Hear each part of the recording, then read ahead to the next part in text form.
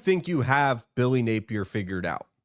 Because each week that passes by, I somehow get more and more confused on what this Florida program is.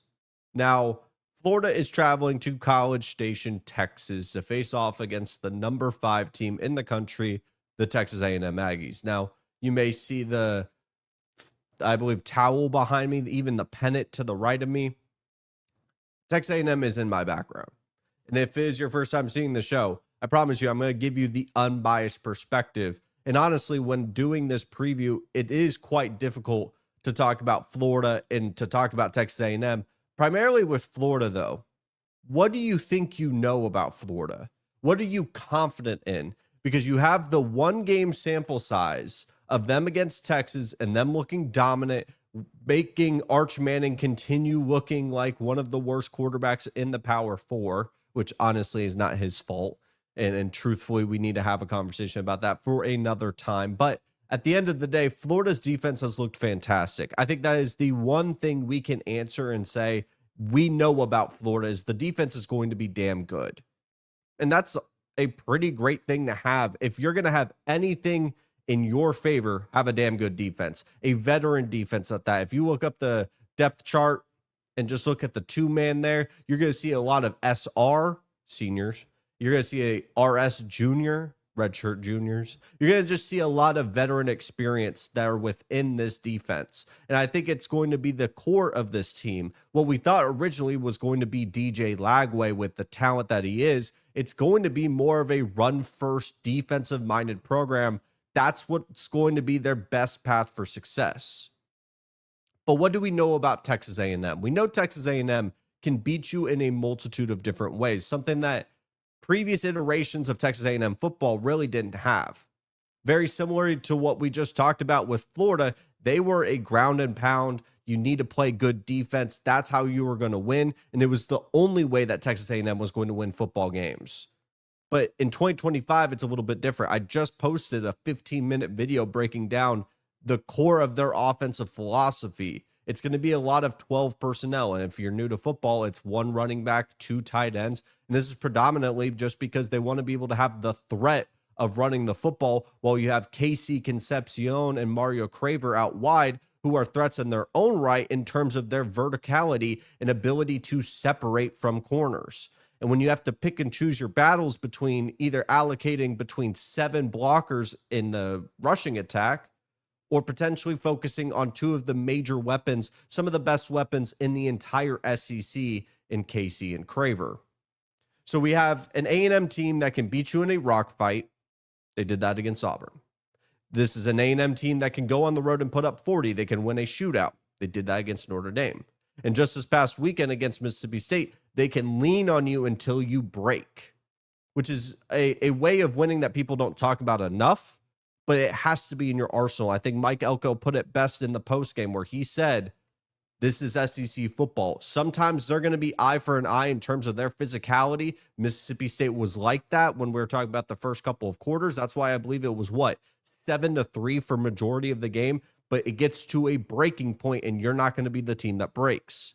Now we've seen with Florida, the one way that they can win a football game is going to be running the ball with Jaden Ball. Who would have thought giving your best player on offense the ball is going to win you games?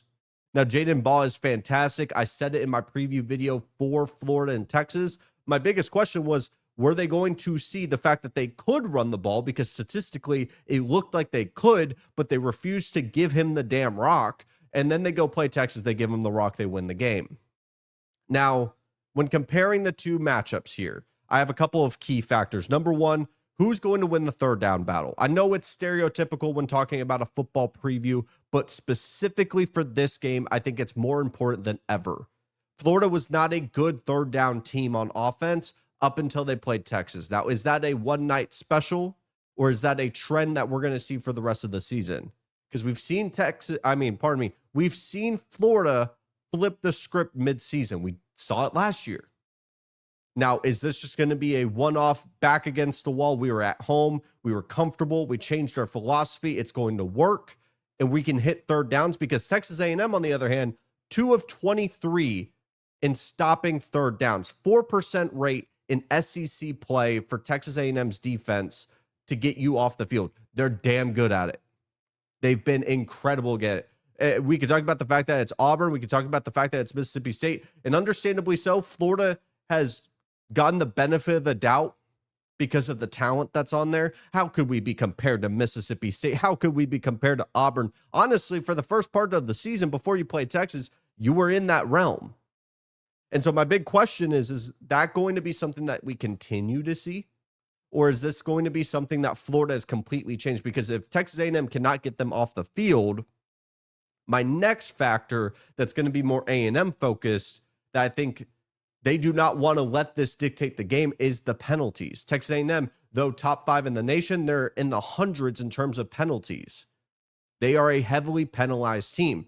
Coaches have talked about it. And then in the very next game against Mississippi State, what's supposed to be your best version after a coach has to say it to the media and the public that we're going to have a Cabo fund for every penalty that comes on the football field, then you stay penalized. It almost becomes a problem. Well, it is a problem, but it's more alarming of a problem, especially after the fact.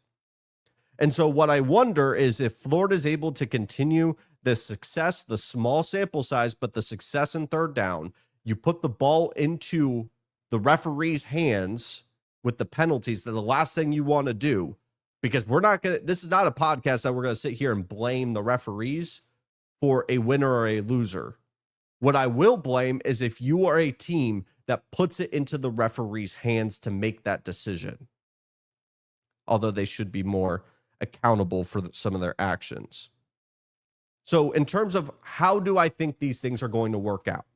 What I like for A&M's side, if I'm picking A&M, what I like about A&M in this matchup is the fact that they can win in a multitude of ways, and they've shown that. It's not just on paper. They've been able to do it. Marcel Reed, I think this is the game that you see his legs be used a lot more. I think this is the game that you lean on to Le'Veon Moss, a guy that has been not injured, but sick. So he's been in and out of the lineup. You've been seeing Ruben Owens more. I think you need more of a physical runner in this matchup, knowing the defensive line that Florida is going to present here. Because I think this is going to be the first secondary that A&M has faced all year that can actually match up with Casey and Craver. We thought Notre Dame was going to be that. Obviously not. Florida is going to be the biggest test since then, because Auburn really wasn't a test, and nor was Mississippi State. I also like their defense. I like Cassius Howell. It's going to be a tough matchup against a veteran offensive line for Florida. These are all the ingredients that we really liked in the preseason with Florida that are still present today. If they had gone and gotten smacked around by Texas, we could disregard it, but there is a pulse there in some of the key areas that we really liked Florida. And if I'm picking Florida, I'm thinking the third down conversions are there. A&M's going to shoot themselves in the foot. Some of the passes that Marcel Reed's a little inaccurate on, we turn them into turnovers instead of just an incomplete pass. Some of the stall outs that Marcel Reed has had early into some of these SEC games, we actually have points on the board while not stalling out on our own side. I'm picking A&M to win this football game. Mind you, I'll be at this game.